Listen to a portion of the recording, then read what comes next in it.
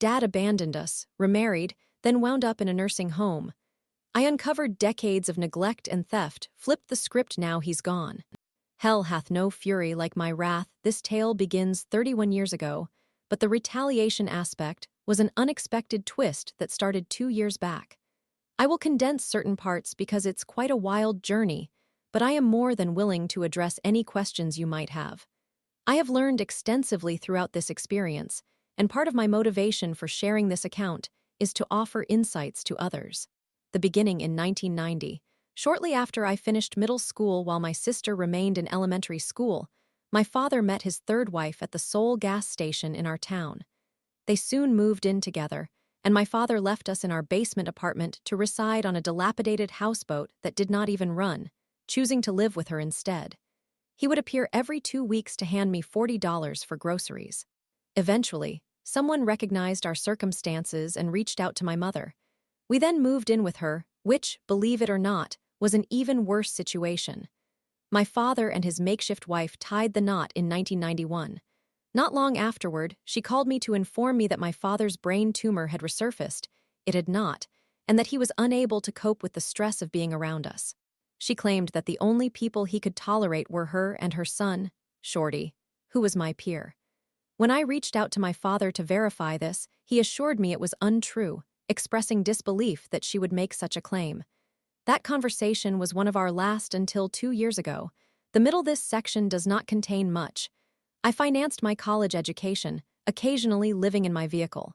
My father and I had no contact, but I learned from relatives that he had purchased a house and enrolled his son in various vocational programs.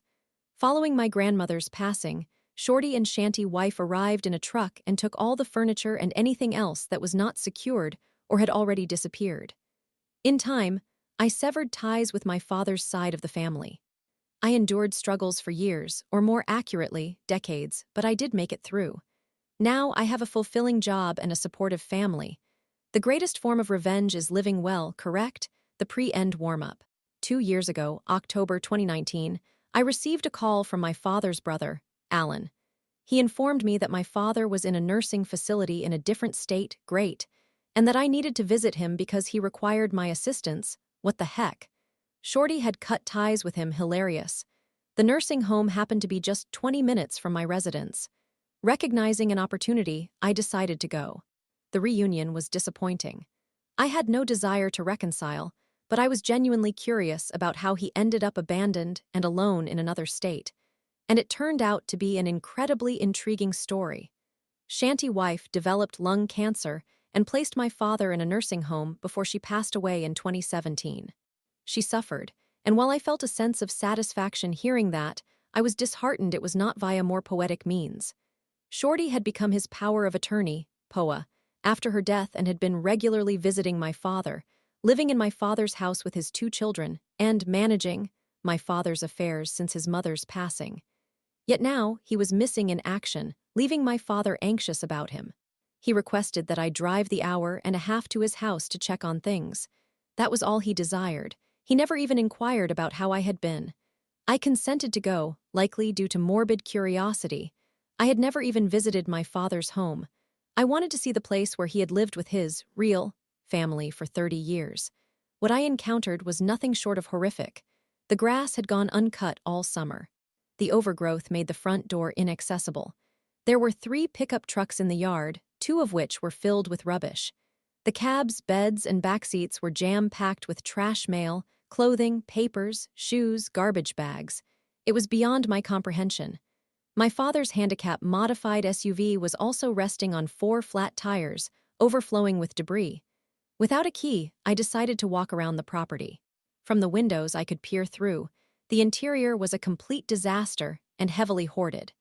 The doors on both the front and carport were plastered with numerous notices from the city warning of impending condemnation.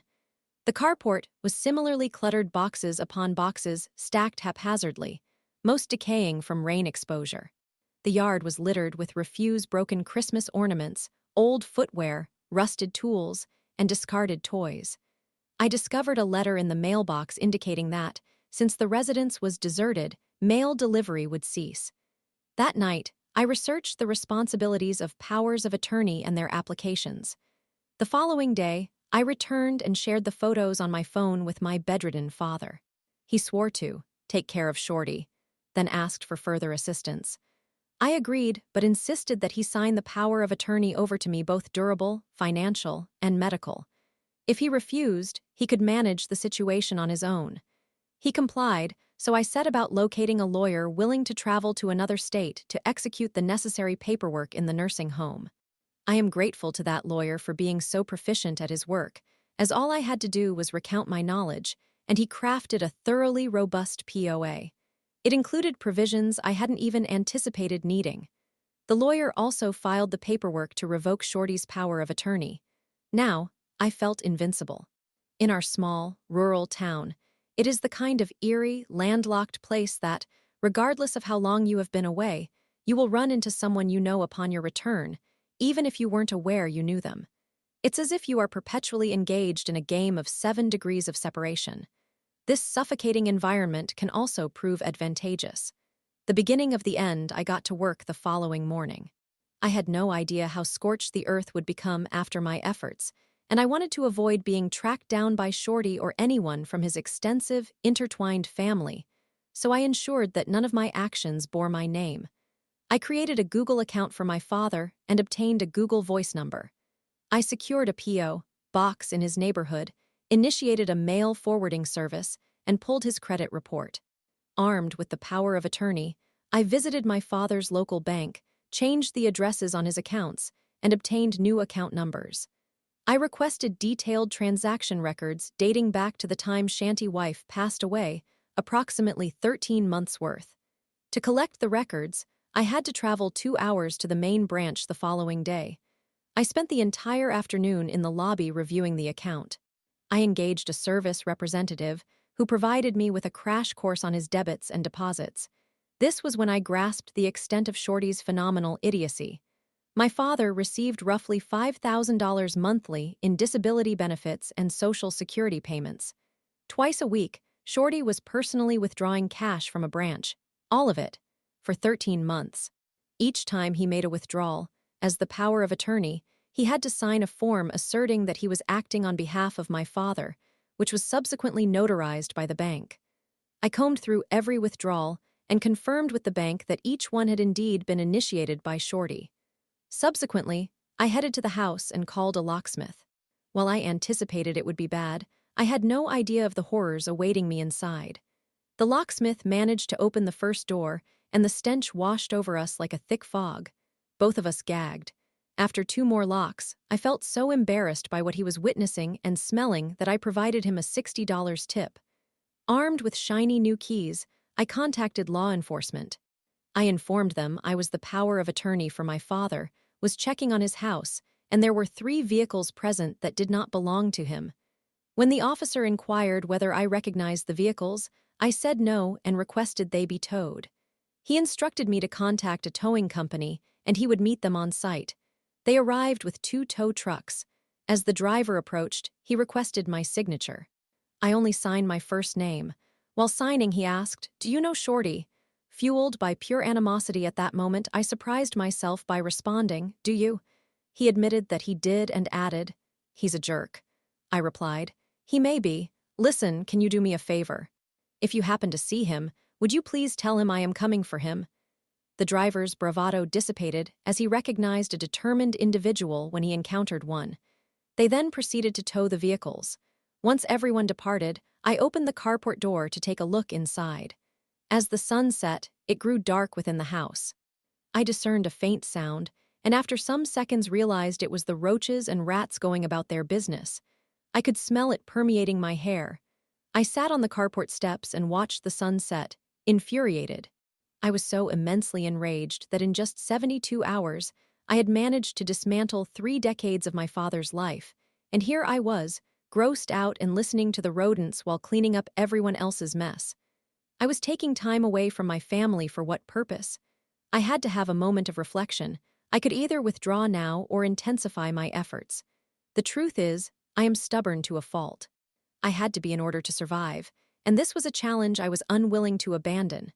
The mere thought of Shorty's life being turned upside down with his sole source of income vanishing almost instantaneously, and my father having to learn, secondhand from me, that he was broke and alone, filled me with elation.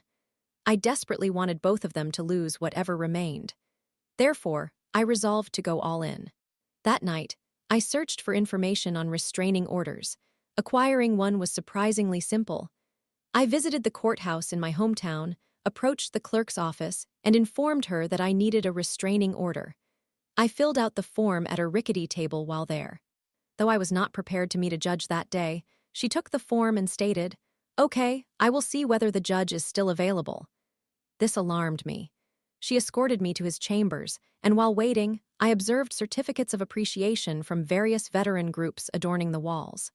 I wiped my palms and thought, easy prey. The judge inquired about my father's service in the Marines and noticed the Department of Defense logo on my sweater. I work as a contractor. He read my form and approved the temporary order. I would need to return for a permanent order, where Shorty would have the opportunity to contest it. I returned home and researched biohazard removal companies and elder abuse laws applicable in my state. I enlisted a biohazard company for $7,000 to clear out all the debris from the house. I would have gladly paid double that amount. They discovered my father's mummified dog wedged beneath pizza boxes in the master bedroom. They sent me photos and salvaged some paperwork. During this period, Shorty was served and a hearing was scheduled. I set to work compiling and documenting evidence. I generated photographs, spreadsheets, and timelines with cross-references because why not? The paid versions of Truthfinder and Trello truly assisted me throughout this process. In my spare moments, I visited the nursing home and presented my father with 8x10 photographs of his deceased dog from every angle. Before the court date, I visited the nearby police department and expressed my desire to report an elder abuse case. A white-collar detective emerged and informed me that it was a domestic issue and that, since Shorty had been designated as the power of attorney, every action he took was deemed legal. That day, I was able to educate a small-town detective on the fiduciary obligations inherent in a power of attorney. Thank you, Google. I handed him a copy of the statute with relevant sections highlighted. Then I provided him with a thick folder showcasing bank statements, images of the cluttered home and deceased dog, a copy of my father's credit report detailing his substantial debt, and a spreadsheet enumerating every cash withdrawal with a cumulative total of the embezzled funds. The grand total exceeded $130,000 in cash, not including the loss of the house's value or the credit cards he had opened and misused. I informed him that he could retain that folder as it was not the only one I possessed. I then stated that I would wait for a case number and took a seat. He returned approximately 30 minutes later, apologized, confirmed that I had a case, and provided me with a case number before I proceeded to the courthouse. This is the end. There were other individuals present, requiring me to wait for my turn. During that interval, I noticed that Shorty, the imbecile, waddled into the courtroom, alone and visibly dirty. His shoes were untied, which was enough to set off my amusement. When it was finally our turn, we stood up. The same judge directed questions to both of us and inquired if I possessed any evidence. I had a considerably robust collection of it. The judge asked if I had reported this to the police. As a matter of fact, I had. Do you have a case number? Indeed, I do. The order was granted, permanently and for life, but not before the judge paused proceedings to inform Shorty that he required legal representation.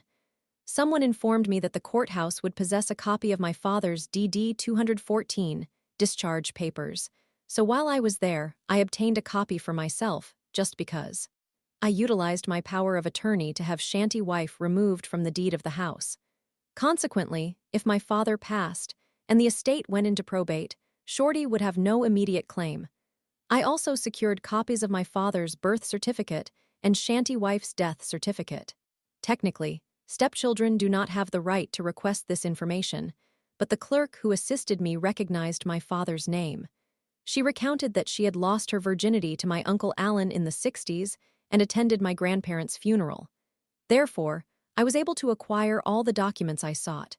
Shanty wife had entrusted my father with $50,000 in life insurance.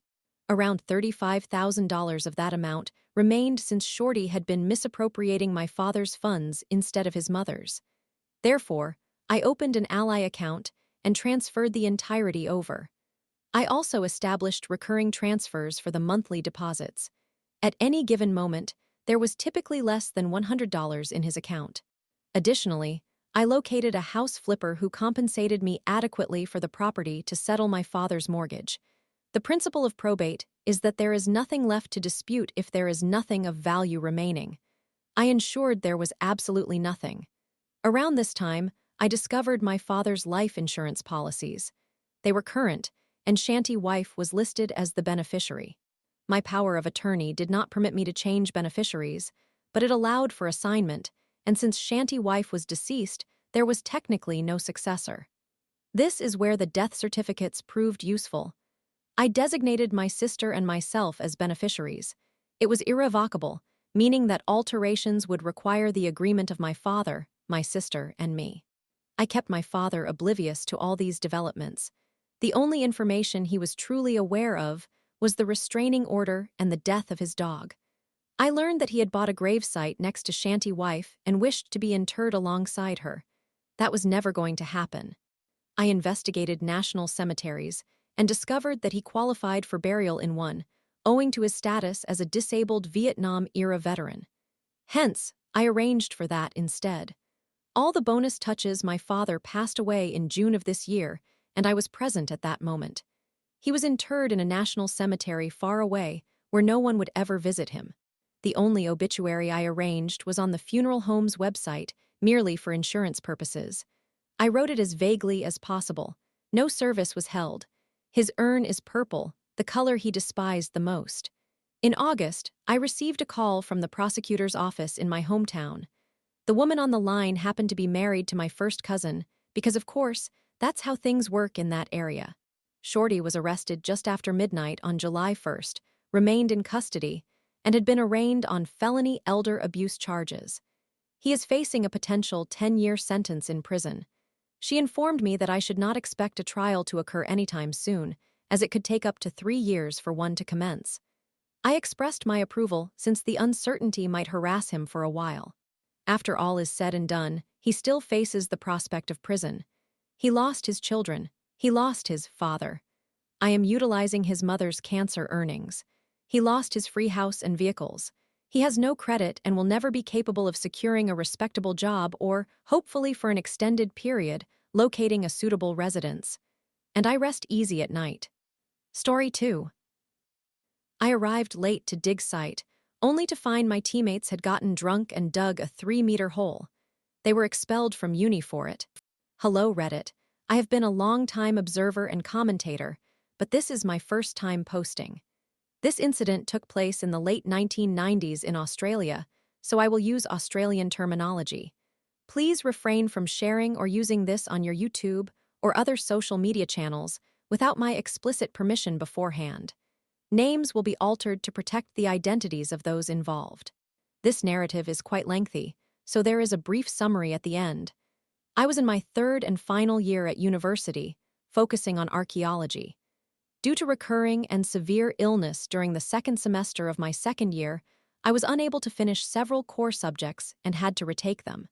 This included an archaeological field school held during the mid-year holidays, where students applied the techniques they had previously learned.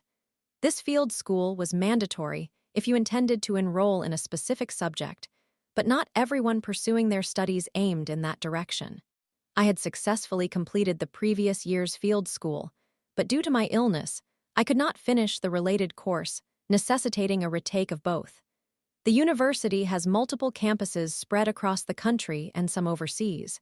The field school is offered to students on 2 campuses: the primary campus, situated north of Capricorn, and one of its branches, located even further north of Capricorn.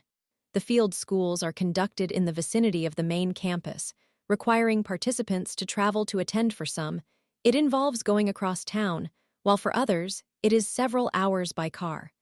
Consequently, those attending from the sister campus do so with significant effort and expense. My lecturer, whom we will refer to as Matt, was remarkable. He was an exceptional educator, the author of 2 books, and is still engaged in his field, though at a different university than the one involved in this story. He was knowledgeable, easygoing, friendly, often sharing a jug of beer with students on a Friday afternoon, and I only witnessed him angry once. This detail is essential for what follows. It is also important to note how grading was structured. In descending order: HD, high distinction; 85-100% D, distinction; 75-84% C, credit; 65-74% P, pass; 50-64% PC, conceded pass; 48-49% N, fail; 50%. The incident: Matt and his counterpart at the sister campus received permission to hold that year's field school in a gully. This gully effectively divided the cemetery and had been used as a refuse dump. Given the nature of the gully, there was only space allocated for a limited number of excavation sites. Groups were assigned a site upon their arrival on the first day after they had formed their teams. Since I was living on campus and lacked transportation, I knew I would be late for the start times of the field school. I would arrive half an hour late on Friday and Monday mornings, and a full hour late on the weekend. I discussed this with Matt, and as we were familiar with each other, having shared drinks quite often, he agreed that I would not be penalized for my lateness, but would likely be assigned to a group to fill numbers rather than choosing my own. It was unavoidable, so I accepted it. This detail is also significant for later.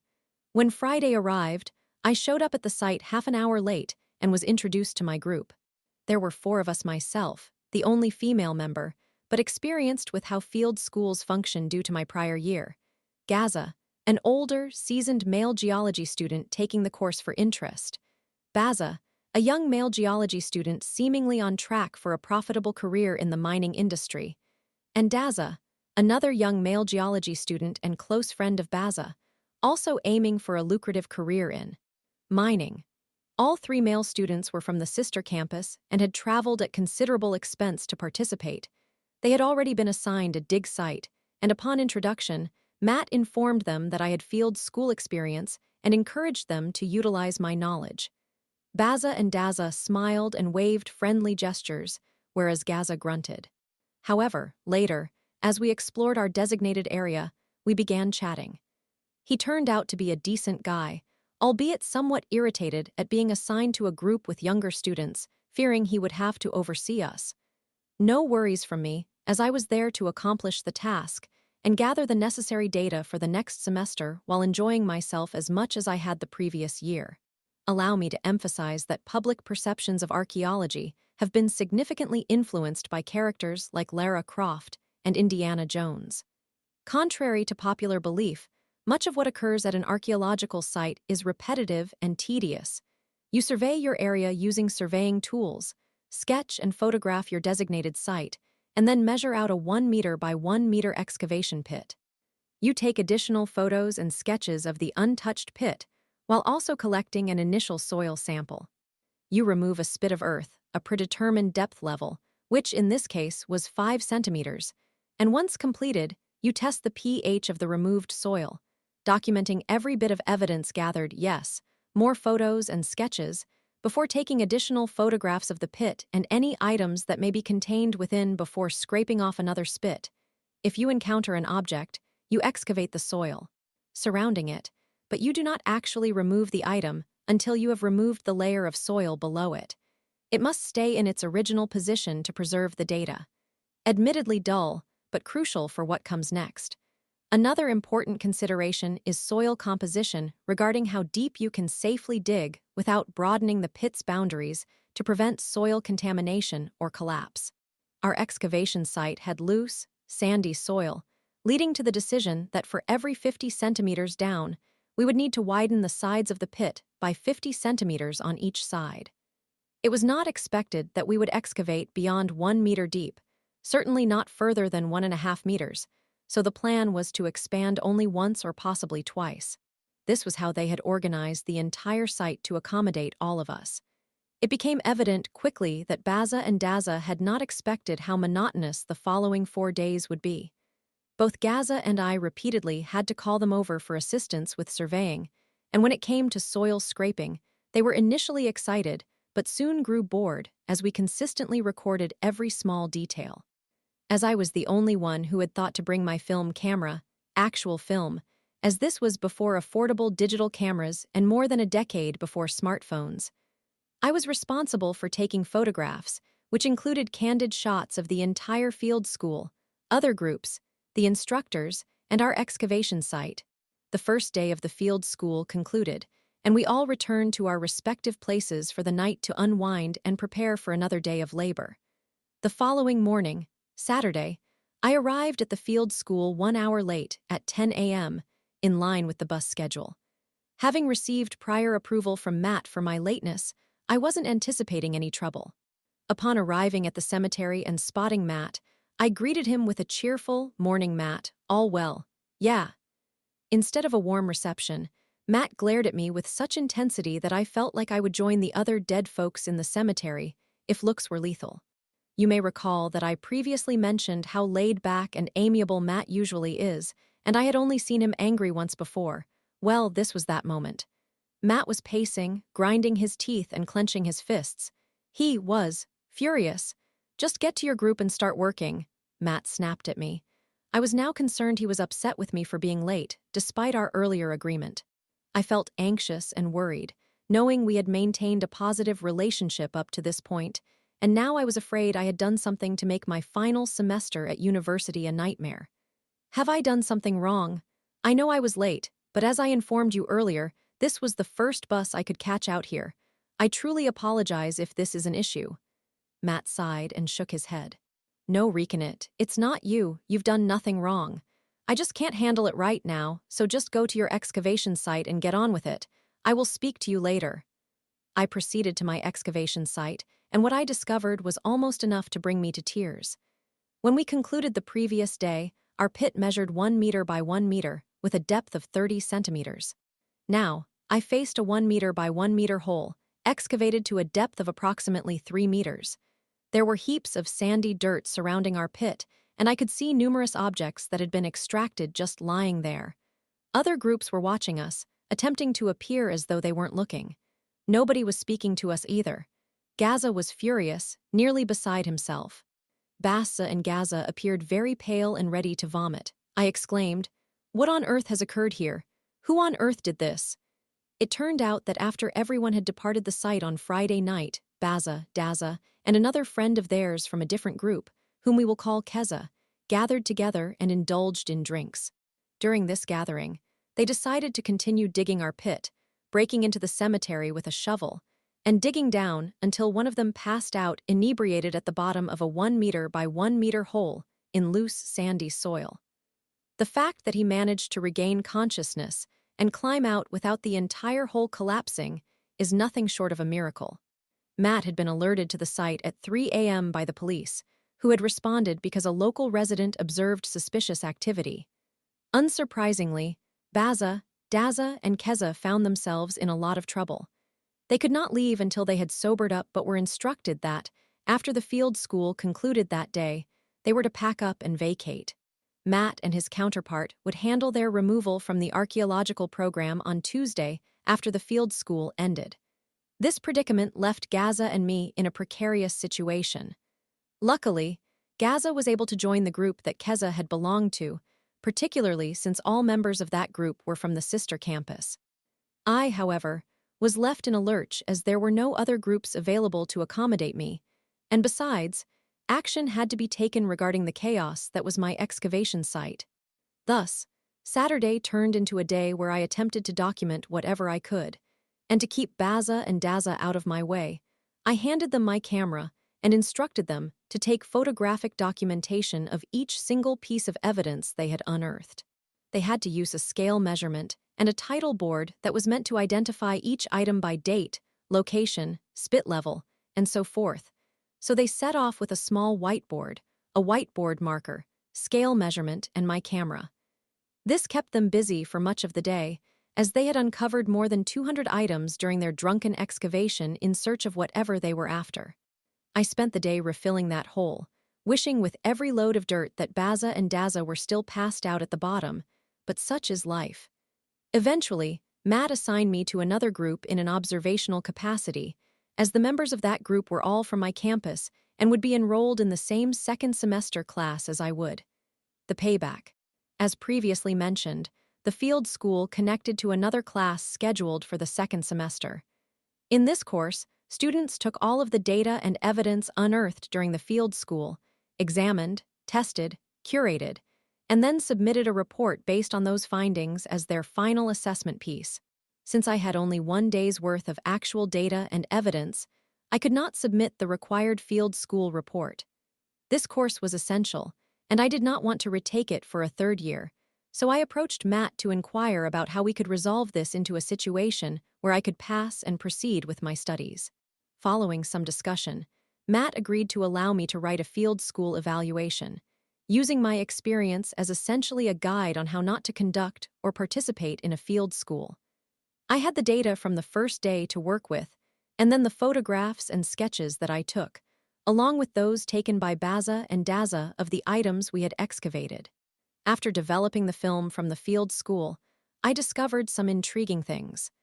The candid photographs I captured on Friday exhibited Baza and Daza behaving inappropriately and fiddling with the equipment we were using, potentially tainting the data we had legitimately collected. They were also depicted in areas we weren't allowed to be in, tampering with items that did not belong to them, and damaging ornaments left on some historic graves nearest to the excavation site. Then, there were the images they took on Saturday. Apparently, because I was not thrilled about how they had completely undermined me by digging that hole, they decided to make the only photographs of the artifacts they had unearthed unusable by writing inappropriate comments and slurs about me on the title board. One comment that remains etched in my memory was made on a large clay decoration shaped like a clam, where they wrote, "Oh, I do love a day beside the seaside with a hairy clam." This was the sole photograph taken of the clam after we refilled the pits. We had to reinter the artifacts, so taking a new picture wasn't an option. Also, remember there were over 200 pieces excavated, and Matt told me to include everything I gathered in my report. Consequently, I included every single image. This encompassed the photos on which they had labeled me in an offensive manner, not in the friendly way most Australians use the term, and alluded to inflicting sexual violence upon me. When the semester concluded, I submitted my report, fully aware that while the best I could hope for was a pass, that would suffice to advance me to my final year. The consequences I learned about this from Matt at the start of my final year at university. It turns out that when Matt dismissed the Dodgy brothers from the archaeological program, they were allowed to continue their degree in geology, but they were prohibited from any involvement in archaeology and were on very shaky ground. When I submitted my report, and Matt saw the scope of their actions, mostly documented by themselves, and how severely they had impacted my work, Gaza was fine, as the group he joined had collected all the required data and submitted a proper field report. He became enraged. He convened a meeting with the deans from both campuses, the Department of Tropical Environments and Societies, Geology Department, and the Department of Anthropology, Archaeology, and Society, Archaeology Department from both campuses. He presented my field report to them, shared about teaching me over the past 3 years, and explained that had it not been for the illness I experienced during my second year, I would likely have completed my degree by that point. He also discussed my previous performance during the field school, my conduct, and how, had I not been obliged to withdraw due to health issues, I would probably have earned a distinction or high distinction based on my work. The fact that my grades during my illness averaged C and D demonstrated my academic capabilities. He remarked that the only grade he could assign me for the report currently in his possession was a conceded pass, which was an unwarranted blow to my academic record. He addressed many other aspects, but the outcome was that Baza and Daza were expelled not only from the archaeological program, but also removed from the geology program. Furthermore, they were expelled and blacklisted from the university, which meant they could never re-enroll, and any future universities they applied to would see this incident and the reasons for it. Essentially, they were barred from earning any university degree in that discipline, and to enroll in a different field, they would have to navigate an overwhelming amount of bureaucratic red tape and jump through numerous hoops. Regrettably, This experience soured my enthusiasm for archaeology as a career choice. Fortunately, I was able to enroll in a couple of additional courses in history and English, which enabled me to graduate with a Bachelor of Arts, majoring in English literature and minoring in history and archaeology. I returned to university following a gap year and obtained my graduate diploma in secondary education. TLDR, immature individuals sabotaged my entire second semester course load during a group project by engaging in excessive drinking and contaminating necessary evidence and data. I wrote a final report detailing their actions, with supporting evidence, which resulted in their expulsion from the university and being blacklisted, severely hindering their career prospects. Story 3. I'm 18F, in love with a girl 18F. We graduate in 5 months. Help. I have never posted on Reddit before, so if I do not explain clearly or if there is something I miss, I apologize. I am uncertain of what I am doing. I met this girl, let's call her Ash, when I first started at my current high school almost a year and a half ago. Ash was the most stunning girl I have ever encountered. I was somewhat anxious and trying to make new friends, so I relied on my talking skills and talked her ear off with nonsense and silly jokes. She was quiet initially, and I felt bad that she had to listen to me during entire classes while I made cringeworthy puns and jokes. However, Ash giggled at them, and it was the most adorable sound I have ever heard. Eventually, I became part of a friend group and adjusted to the school. I still saw her in many classes and sat next to her in every one. She has lovely eyes, and I always felt weak when she looked at me. We shared an amazing dynamic, at least from my perspective. We had similar senses of humor, but she was more reserved while I am fairly outgoing and confident, somewhat. Ash and I both geeked out about the same television shows and music artists, but just in our own ways. It felt like two puzzle pieces fitting together. I could tell that, at the very least, I had a massive crush on her about a month into my new school, but I mostly ignored it. It was the classic, I do not want to ruin the friendship and I am scared, feeling. Plus, I am not just somewhat young, but also relatively inexperienced in romance, especially with women. I have fears about being vulnerable, so that has naturally influenced how I approach romantic situations. I have kissed a few girls and had crushes, but I have always hesitated to confess my feelings to any of my crushes. However, this situation feels entirely different. I genuinely want to talk to her and be with her all the time. Ash is often really critical of herself and makes self-deprecating comments, which frustrates me because she is talking about my ideal girl. Then, many months later, we were just close school friends. We never hung out outside of school but remained close. My friend introduced me to this guy, whom I will call Malachi, please bear with me, with whom I also connected, and I started dating him. I did like Malachi, but whenever I was with Ash, it only reminded me of how much I was into her. It made me feel guilty because Malachi and I eventually became official, marking my first relationship ever. I always shared relationship updates with her, which felt awkward given my feelings. I think I mentioned those things because I did not want her to think I liked her. 6 months later, I ended my relationship with Malachi over the summer before senior year when I discovered he had some questionable political views. I will not elaborate, but I am quite passionate about social issues, so that was a deal-breaker for me. To be honest, I did not care that we broke up. When senior year began, things started to feel different with Ash. For the first time, we hung out outside of school, and I was kind of trying to gauge whether she liked girls. I mentioned that I am bisexual, and she responded, "Me too." The internal scream I let out was immense. Maybe it is just in my head, but our interactions began to seem more flirtatious. I started resting my leg on her lap during one class where we sit next to each other towards the end of junior year, but when I did it again at the start of senior year, she placed her hand on my foot and was kind of, how should I phrase this in a non-gross way? Lightly grazing. I do not know, just holding it, and the contact made my mind tingly. She began brushing hair out of my eyes, holding my fingers while we talked, and even holding hands during our conversations.